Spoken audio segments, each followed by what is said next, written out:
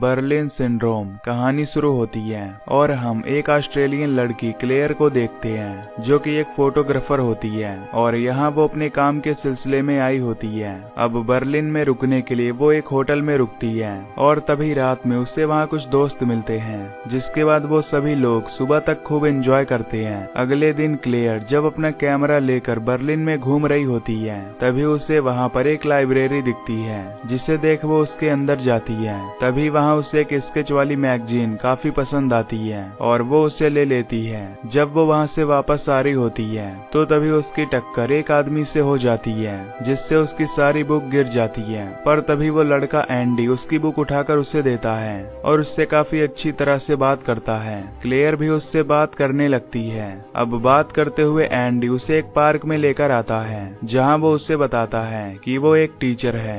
फिर वो क्लेयर से पूछता है कि वो क्या करती है, जिस पर क्लेयर उसे बताती है कि वो एक फोटोग्राफर है और बर्लिन में अपने काम के लिए आई है। अब क्लेयर भी इस शहर में अकेली थी, इसलिए वो उसके साथ पूरे दिन इस शहर को एक्सप्लोर करती है। अब शाम को एंडी क्लेयर को उसके होटल छोड़ने आता है। तभी हम देखते हैं कि अब एंडी को क्लेयर से प्यार हो गया है। वो उसका अजीब तरह से बाल टच करता है और ये देख क्लेयर को भी अजीब लगता है। इसके बाद जब रात में क्लेयर अपने कैमरे में फोटोज देख रही होती है तो वो एंडी की भी फोटो देखती है और कहीं न कहीं वो भी उसे पसंद करने लगी थी। इसीलिए अब वो अगले दिन उससे मिलने जाती है, लेकिन उसके पास ना तो एंडी का नंबर और ना ही उसका एड्रेस होता है। इसीलिए वो फिर से उसी लाइब्रेरी में जाती है जहाँ वो एंडी से पहली बार मिली थी और तभी वहाँ एंडी उसे मिल जाता है। अब यहाँ एंडी भी समझ जाता है कि क्लेयर उसे पसंद करने लगी है, जिसके बाद दोनों बाहर एक साथ कॉफी पीने जाते हैं और एक साथ टाइम स्पेंड करते हैं। अब यहाँ क्लेयर एंडी को काफी शरीफ समझ रही होती है, पर उसके दिमाग में कुछ और ही चल रहा था। अब एंडी क्लेयर को उसके अपार्टमेंट में लेकर जाता है, जो कि शहर से काफी दूर एक सुनसान जंगल के पास होता है और वहाँ पर आसपास कोई भी इंसान नहीं रहता था। लेकिन क्लेयर इन बातों पर ध्यान नहीं देती, क्योंकि वो अब एंडी से प्यार करती थी। जिसके बाद वो दोनों घर के अंदर जाते हैं और यहाँ एंडी अजीब अजीब हरकतें करने लगता है, पर क्लेयर उसे फिर भी इग्नोर कर देती है और अब इसके बाद दोनों इंटीमेट होने लगते हैं और ये रात बीत जाती है। अगले दिन एंडी स्कूल में होता है और क्लेयर घर में होती है। वो उस पूरे घर में घूमती है और फिर तैयार होकर बाहर निकलने वाली होती है कि तभी वो देखती है कि दरवाजा लॉक होता है, जिसके ऊपर एक लोहे की रॉड से लॉक लगा होता है। अब ये देखकर वो काफी हैरान हो जाती है, पर वो इसे भी सीरियस नहीं लेती और सोचती है कि एंडी शायद उसे घर की चाबियां देना भूल गया होगा। अब सारा दिन क्लेयर उस घर में बिताती है और जब शाम को एंडी घर पर आता है तो वो उससे पूछती है कि क्या वो कीज देना भूल गया था। इस पर वो कहता है हाँ, मुझे लगा कि मैं यहाँ रख कर गया हूँ, पर मैं भूल गया था। क्लेयर उससे मजाक में बोलती है कि मुझे लगा कि तुमने मुझे यहाँ जानबूझकर कैद करके रखा है, पर एंडी उससे ऐसा रिएक्ट करता है जैसे वो बहुत ही शरीफ है और उसे कुछ नहीं पता। जिसके बाद ये दोनों फिर से इंटीमेट होते हैं। अब सुबह उसके जाने से पहले क्लेयर उससे पूछती है कि कीज कहाँ हैं, जिस पर वो कहता है कि टेबल पर पड़ी हुई हैं और कीज देखकर क्लेयर दोबारा से सो जाती है। अब क्लेयर जब सोकर उठती है तो उसे एक फोटो मिलती है जो उसकी खुद की फोटो होती है और उसके शोल्डर पर लिखा होता है माइन। ये देखकर उसे काफी अजीब लगता है। फिर वो कीज लेकर डोर ओपन करने लगती है, लेकिन यहाँ पर जो कीज होती हैं वो गलत होती हैं, क्योंकि एंडी उसे गलत चाबियां देकर गया था। और अब क्लेयर समझ जाती है कि यहाँ पर कुछ न कुछ गड़बड़ है, क्योंकि वो उस डोर को नहीं खोल पा रही थी। उससे पता चल जाता है कि एंडी ने उसे यहाँ जानबूझकर बंद किया है। उसके बाद वो अपना फोन चेक करती है, पर उसकी बैटरी लो होती है और जब वो अपना फोन चार्ज में लगाती है तो देखती है कि उसके सिम कार्ड से गायब हो गए हैं। ये देखकर वो काफी घबरा जाती है और उस खिड़की को तोड़ने की कोशिश करती है। पहला ग्लास तो टूट जाता है, पर उसके पीछे वाला ग्लास नहीं टूट पाता, जिससे क्लेयर समझ जाती है कि ये सब एंडी बहुत पहले से ही प्लानिंग कर रहा था। और अब क्लेयर शाम होने का इंतजार करती है। जैसे ही एंडी दरवाजा खोलता है तो वो वहाँ से जाने की बात करती है, लेकिन एंडी फिर से दरवाजा बंद कर देता है और लॉक लगा देता है। अब एंडी उस घर के हालात को देखकर समझ जाता है कि क्लेयर को सब पता चल गया है। तभी क्लेयर उससे पूछती है कि ये सब क्या चल रहा है। एंडी कहता है कि तुमने ही तो कहा था कि तुम मेरे साथ सारी जिंदगी रहना चाहती हो। दरअसल एंडी ने इस बात को कुछ ज्यादा ही सीरियस ले लिया था, जिससे क्लेयर को समझते देर नहीं लगती कि एंडी एक मेंटली डिस्टर्ब आदमी है। क्लेयर उससे काफी लड़ती है और कहती है कि मुझे बाहर जाने दो, जिस पर एंडी उससे बहुत मारता है। अगले दिन जब वो घर से बाहर जाने वाला होता है तो वो क्लेयर को बेड से बांध देता है और उसके नीचे पॉलीथीन बिछा देता है, क्योंकि वो उसे 2 दिन के लिए यहाँ बांध कर जाने वाला था और टॉयलेट के लिए उसने ये प्लास्टिक बिछाई होती है। अब एंडी अपने फादर से मिलने जाता है, जहाँ वो उसे अपनी नई गर्लफ्रेंड के बारे में बताता है। यहाँ पर हमें पता चलता है कि एंडी की पहले भी एक गर्लफ्रेंड थी, लेकिन वो कहाँ गई किसी को पता नहीं। जब वो शाम को घर आता है तो क्लेयर को देखता है, जिसकी हालत बहुत ही खराब होती है। यहाँ एंडी उसके लिए एक पजल लेकर आता है और कहता है कि मैंने तुम्हारी मॉम को मैसेज कर दिया है कि तुम बिल्कुल ठीक हो। इस बात पर क्लेयर उसे बोलती है कि वो ठीक नहीं है। अगले दिन एंडी जब उसे दोबारा बांधने वाला होता है तो क्लेयर उससे रिक्वेस्ट करने लगती है कि वो उसे ना बांधे, क्योंकि घर में लॉक लगा हुआ है, वो वहाँ से कहाँ जाएगी।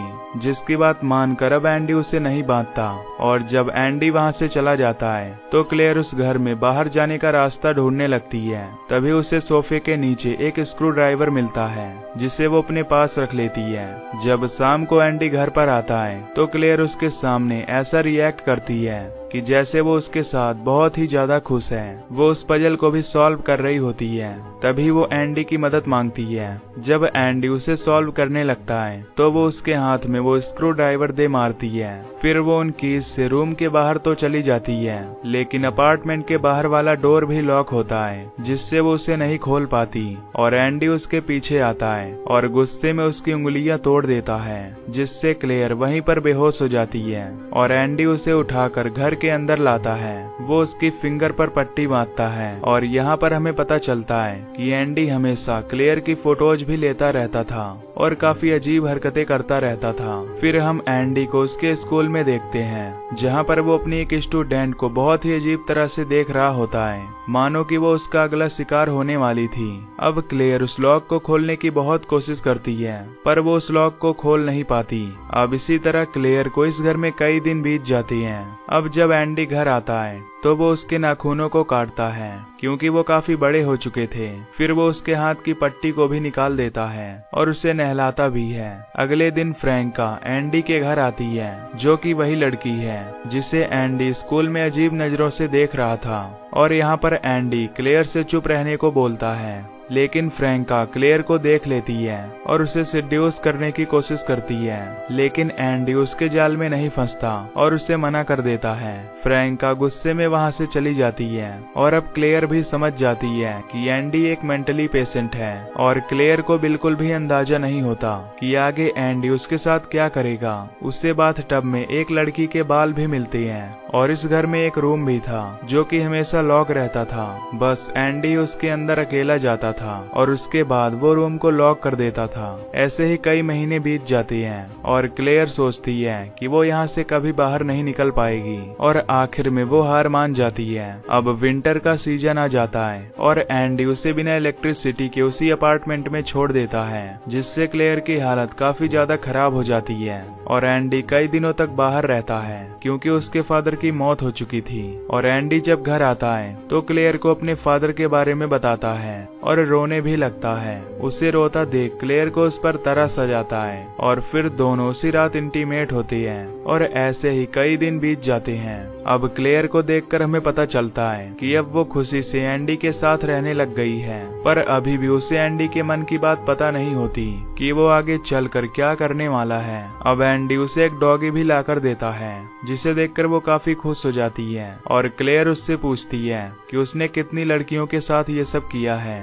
इस पर वो कहता है कि एक भी नहीं। अब काफी दिन बीत जाते हैं। हम देखते हैं कि एंडी क्लेयर को कार की डिग्गी में बंद करके एक सुनसान जंगल में ले जाता है और अब वो उसे मारने वाला था, लेकिन क्लेयर की किस्मत अच्छी होती है और वहाँ 2 बच्चे आ जाते हैं, जिसमें से एक बच्चा जख्मी होता है और उनके पीछे उनकी मॉम भी आ जाती है। क्लेयर उस लड़की को समझाने की कोशिश करती है, लेकिन वो लड़का उसकी बात नहीं समझता और वहाँ से भाग जाता है। इसके बाद एंडी क्लेयर को लेकर घर आता है। अब एक दिन एंडी जब घर पर नहीं था तो क्लेयर उसी रूम को खोलने की कोशिश करती है और वो उसमें एंटर भी हो जाती है। तभी वहाँ उसे एक फोटो एल्बम मिलती है जिसमें उसकी काफी सारी न्यूड फोटो होती हैं और एक फैमिली फोटो भी होती है। तभी उसमें कुछ लड़कियों की फोटोज भी उसे दिखती हैं, जिससे वो समझ जाती है कि एंडी ने बहुत सारी लड़कियों के साथ ये सब किया है और लास्ट में उन्हें मार दिया है। क्लेयर ये भी समझ जाती है कि एंडी उसे भी मार देगा। क्लेयर यहाँ से निकलने की बहुत कोशिश करती है, पर यहाँ से निकलना इतना आसान भी नहीं था। एक रात जब क्लेयर अपने अपार्टमेंट पर अकेली होती है तो वो वहाँ पर एक आदमी को देखती है जो कि यहाँ पर चेकिंग करने के लिए आया था।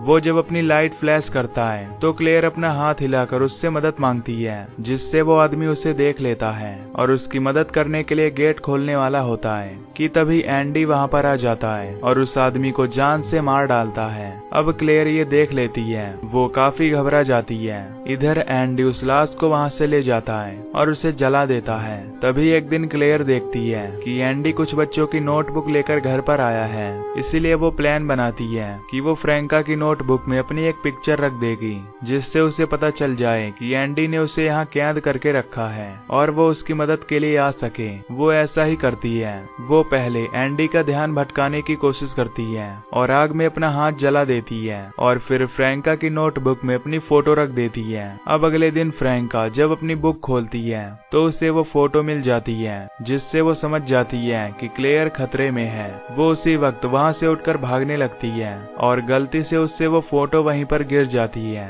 और एक बच्चे को वो फोटो मिल जाता है, जिसे वो एंडी को दे देता है। और अब यहाँ एंडी भी समझ जाता है कि अब उसका राज खुलने वाला है और वो जेल जा सकता है। एंडी फ्रैंका के पीछे भागता है, लेकिन अब तक उसने क्लेयर को आजाद कर दिया होता है। अब क्लेयर एंडी को वहीं पर कैद कर देती है जहाँ पर उसने उसे कैद करके रखा था और एंडी उसी रूम में एक सोफे पर बैठ जाता है। फिर हम क्लेयर को देखते हैं जो एक टैक्सी में होती है और अब वो पूरी तरह आजाद थी। और इसी के साथ ये मूवी यहीं पर एंड हो जाती है।